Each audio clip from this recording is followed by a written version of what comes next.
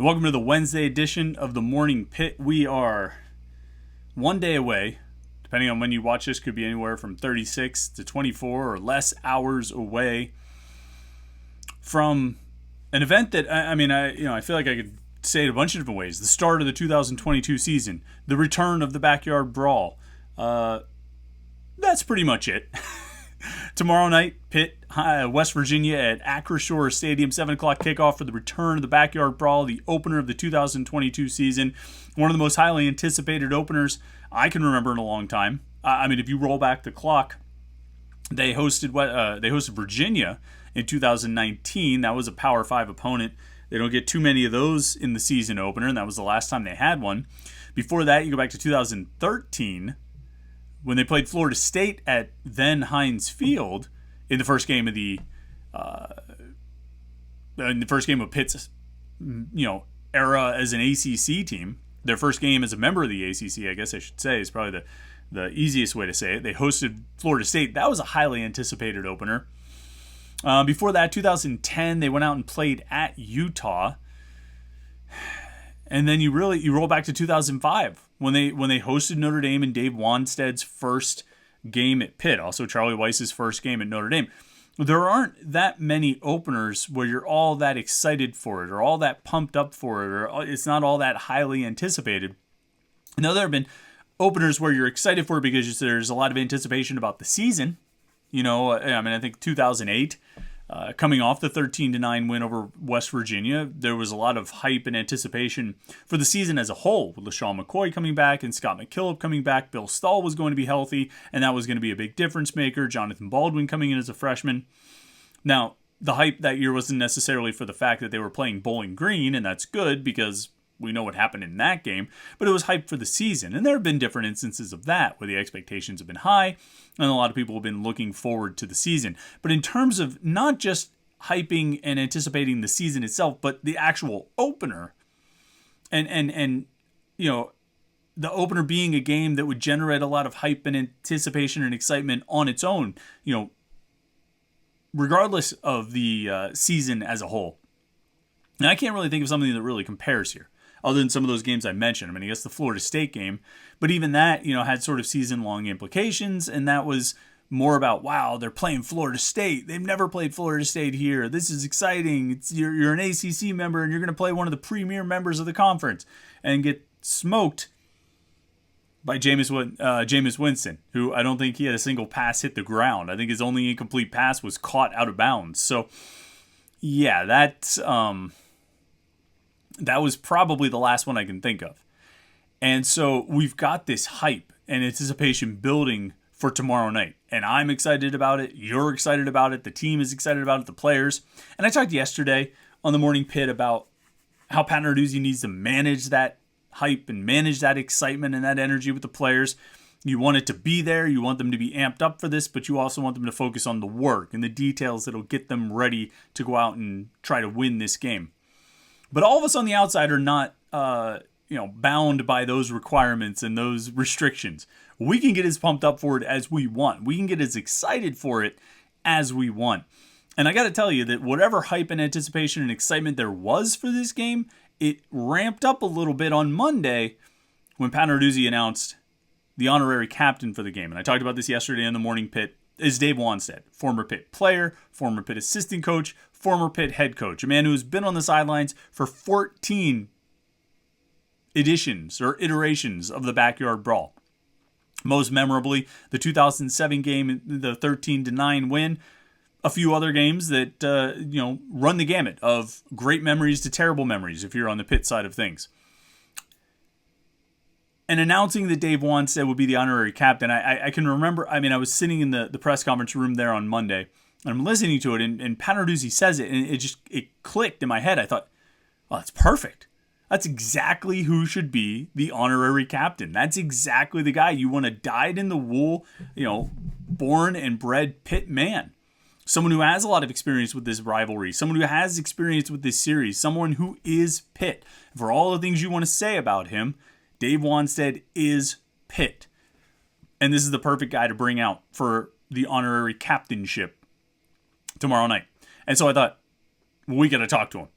So I am beyond pleased to welcome to the Morning Pitt former Pitt player, former Pitt assistant coach, and former Pitt head coach, Dave Wannstedt. And we're honored to be joined now by former Pitt head coach, former Pitt player, honorary captain for Thursday night, Dave Wannstedt. Dave, first of all, congratulations on being the honorary captain. When Pat Narduzzi announced it on Monday, I thought, boy, that's a perfect choice. Can you give us some backstory? I mean, how did this come about? How did he approach you about being the honorary captain for this game?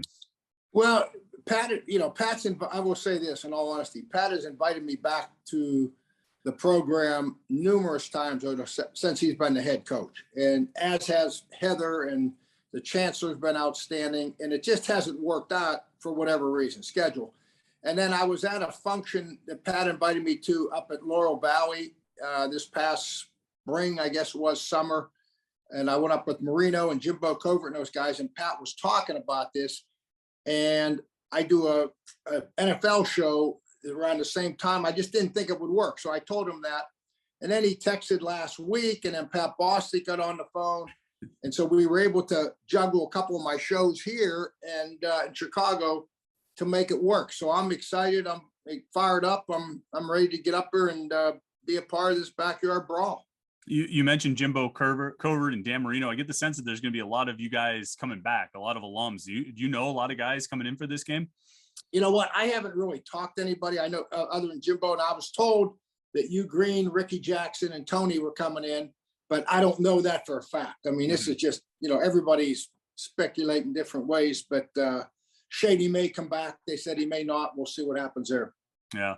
You participated in this series against West Virginia as a player, as an assistant coach, as a head coach. I mean, what are some of the memories that you have either playing against them, coaching? I mean, I know the 2007 game stands out for sure, but what memories do you have, as a player in this rivalry?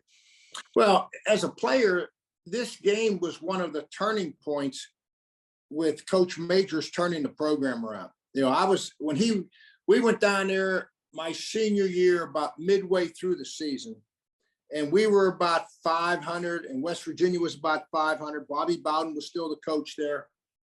And I remember Coach Majors telling the team that the winner of this game would really have a chance to move the arrow upwards and have an opportunity maybe for a bowl game at the end of the year. But this was a critical game. And we were playing down there in the old stadium in Morgantown, and we were underdogs. And we ended up winning the game pretty convincingly. I think 35-7 or 35-8 or something. And as we look back on it, that kind of, 3 years later, we're playing for the national championship. So I think that game was definitely a springboard game.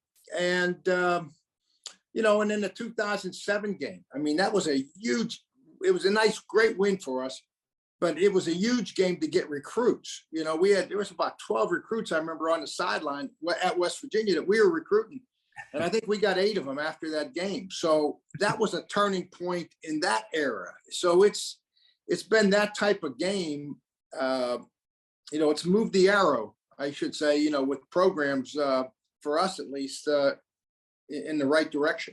Right. It's interesting. You talk about a springboard or a turning point. In 2007 really does seem like that. Everybody brings up that quote you had in 2005 at the halftime, we got to run faster, and it was, that was such a contrast of where they were at that point and where Pitt was in 2007. It really was a springboard for what you guys did over the next 2 years, right? Absolutely. No question about it. Besides getting good players, it brought a lot of renewed energy to our fans, a lot of renewed energy to our players, our program. We had a great off season because of ending the season that way. So yeah, it was an important game. There's no question about it. A lot of people have asked since this was announced, do you still have the crutches from that game in 2007? You remember you were on crutches down there? No, I don't. Very few people know. I went through 2 sets of crutches. Tim Enright, Ox, our equipment manager at the time, he had Zach. I'm trying to think Zach's last name. He was in charge of the crutches, and I busted 1 set and threw them, and then I was on my 2nd set. And by the end of the game, and I'll keep in mind, I was just getting out of the stitches with the Achilles surgery, and I wasn't supposed to have any weight on it. And by the end of the game, I was walking on it. And the next day they could barely cut the cast off. I mean, my ankle and Achilles was swollen so bad. So it's obvious that my rehab was not off to a good start. Well, it was worth it, though, I would think. And in your defense, there were some calls that were definitely worth breaking a crutch over, right? I mean, there were a few holding calls. Well, the shady touchdown when they called Derek Turner, and then I watched the replay of that the next day of the TV copy, and the announcers, Todd Blackledge and them who were doing the game, they said, "Geez, that looked like a good block to us." Yeah, that was a bad one, and there were a few in that game. That was maybe the worst. I'm curious, when you were a player, I mean, obviously you guys played West Virginia, Penn State all the time, and those are the two big rivalries for Pitt. Did you hate one more than the other, or did you kind of have that dislike for both, equally? No, you know what? I think it was pretty equal back then, to be honest with you, because we were playing them both every year. And we were playing Notre Dame almost every year. So that was right in there with us. But the thing about West Virginia was it just seemed like, maybe the location, was closer. In West Virginia, when they flew in to get their recruits and their students, they flew into the Pittsburgh airport. So, I almost went to West Virginia. When I came out of high school, I was being recruited, and it came down to Pitt in West Virginia. And I loved Bobby Bowden, and the Pitt coaches at the time convinced my high school coach that Bobby Bowden was not going to stay there very long. So I chose Pitt, and sure enough, he left, I think, 2 years, 3 years later, whatever it was. But I was looking at West Virginia and I could have gone to Penn State, but I was looking at West Virginia because of the location. Mm-hmm. Right. Yeah. What, 70 miles away, something like that. I mean, it's not, Yep. It's not far. How, as someone who has a long history in college football, and you see how all the conference realignment and schools moving around, how glad are you to see a game like this still being played? It seems like there are fewer and fewer of these long-term. I mean, you've got USC and UCLA going to the Big Ten now. It seems like there are fewer and fewer of these long-time meaningful rivalries. I mean, how good is it just to have one that's, coming back at least for a few years? Yeah, it's a darn shame that West Virginia is not in the ACC. I mean, when you really think about their location, how close they are to the Carolinas, how close they are to Virginia, how close they are to Virginia Tech, Pitt. I mean, but it is what it is. And the rivalries are something that, as important as Clemson is, and we know how critical that game is in the ACC in North Carolina. To the guys on the street in Pittsburgh and the alumni and the past players, their conversation does not roll around North Carolina. I mean, they talk about West Virginia rivalry and the Backyard Brawl. So this game is a real united, tightening up or pulling together, unifying the past with the present. And, I never played Clemson. I didn't play North Carolina. So in the group that was before me, they didn't play the same teams I did. The one school that we played was West Virginia. Right. Do you feel like that, it'll take long for these players on this current team to get it? I mean, it's going to be a packed house on Thursday night. It's going to be crazy and wild. I mean, you're, as the honorary captain, are you going to try and impart some of that history to these guys to get them to kind of understand what's at stake here? Yeah. I don't want to bog them down. I sure as heck don't want to be one of those guys that talking about the past. And, so I'm going to come up with something. I don't know what yet, but I'll come up with something to try to bridge where they're at today and what they're facing today, and the history and the tradition of the game. And, I think the biggest thing is that I sat in those same chairs that they did as a player and as a coach. Like you say, 14 times I was on the sidelines as a player or coach playing these guys. So, this is something that they'll have. This is something that's important to their school. This is something that's important to the alumni and the past players. And I think they line up and they get after these guys and win this game. I think they'll appreciate this win even more. And then the last thing I wanted to ask you about, Dave, is this current Pitt team. Obviously, the success they had last season. I'm sure you followed them last year in the ACC championship and what Pat Narduzzi's built there with the program. I mean, when you look at Pitt right now, I mean, what do you see? What stands out to you? Not just about the current roster, but just the state of the program overall. Well, Pat's done a fabulous job of his staff of getting players in there. I mean, guys that can compete with the best players in the country. and you got to have players to win. I mean, we all know that. And then I think Pat's got a system on defense that, is kind of his style, what he's done. He's finally got that in rooted in the players. And then offensively, I think Frank Cignetti is going to be a great addition. Mark Whipple did super job. I mean, you look at Kenny Pickett, you got to give Mark Whipple credit. And but I think Frank Cignetti, having been on my staff, I know Frank well, and Frank knows how to run the football. So I think Pitt this year, and it's really a good time, is going to be more balanced on offense than what they've been the last few years. And I think it'll help the team. You've been around a long time. I got to ask you, when you walk out there for that coin toss and there's 68,000 people going crazy and it's Pitt and it's West Virginia, I mean, will you still get a little bit of, a little goosebumps, a little adrenaline, or are you past that? I can get it. I can get it sitting right here if I start thinking about it too long. I mean, and I was laying there the other morning after I kind of confirmed that, okay, I'll do this thing. And it was probably 5:30 in the morning. I get up early anyway.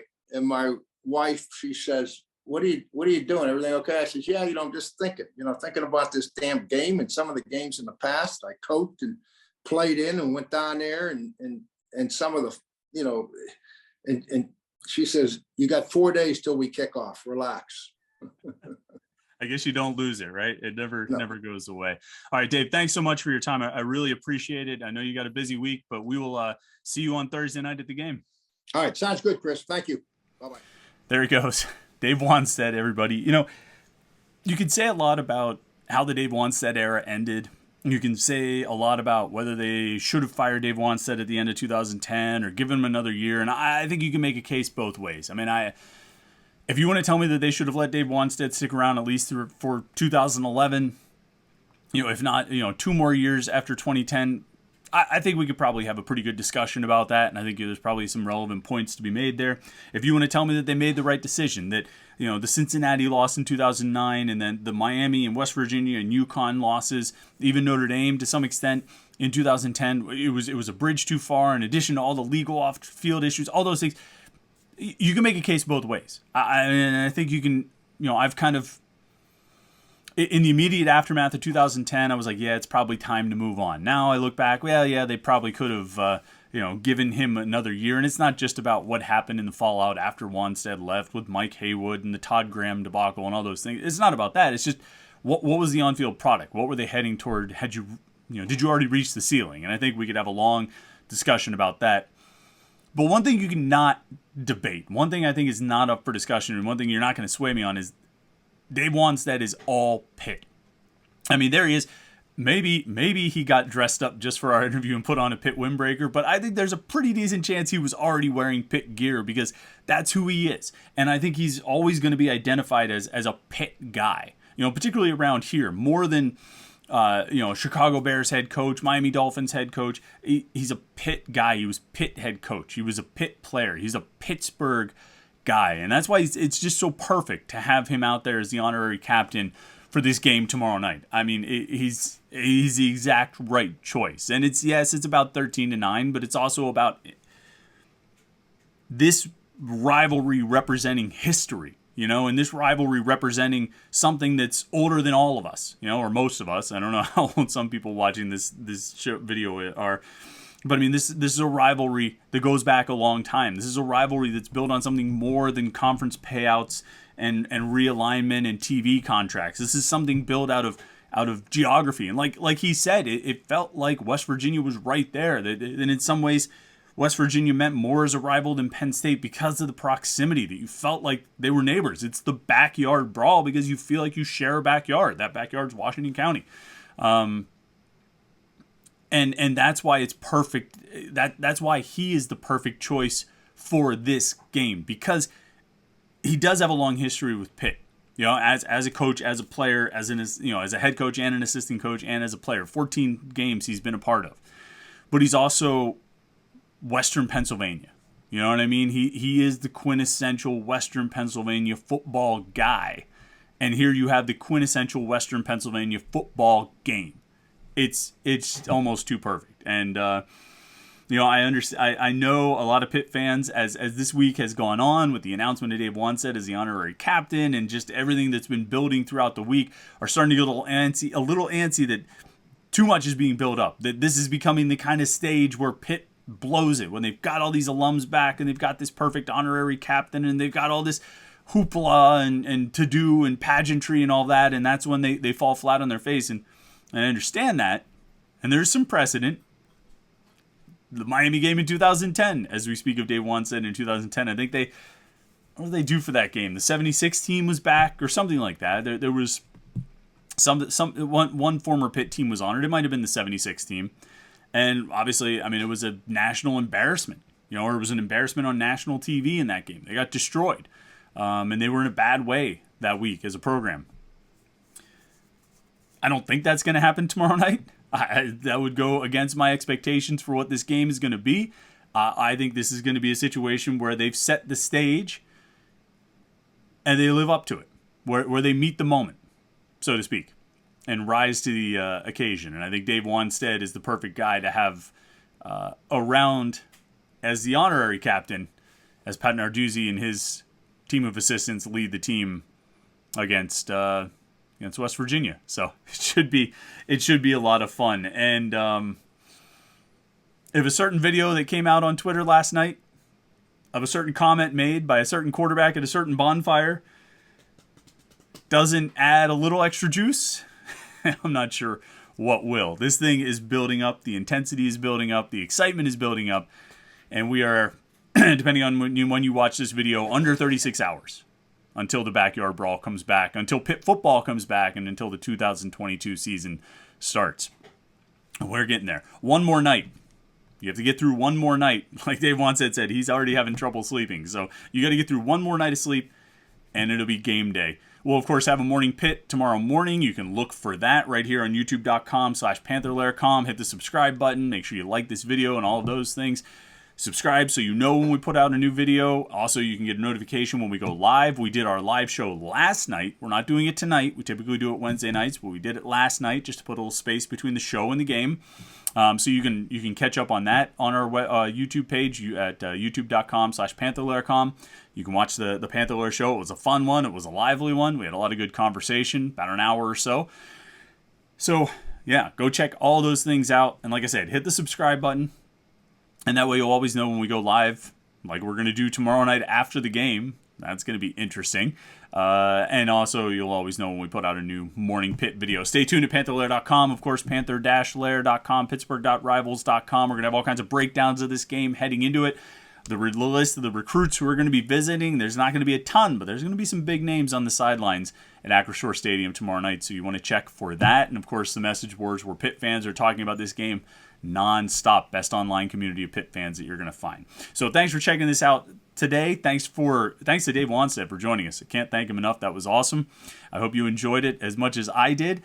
And we'll be back tomorrow morning for one final Morning Pitt before the start of the season opener, the Backyard Brawl, returning for the first time in 11 years. Can't wait. We're going to have a lot to talk about between now and then for sure. So have a great rest of the day. We'll talk to you tomorrow morning at youtube.com/Panther-Lair.com.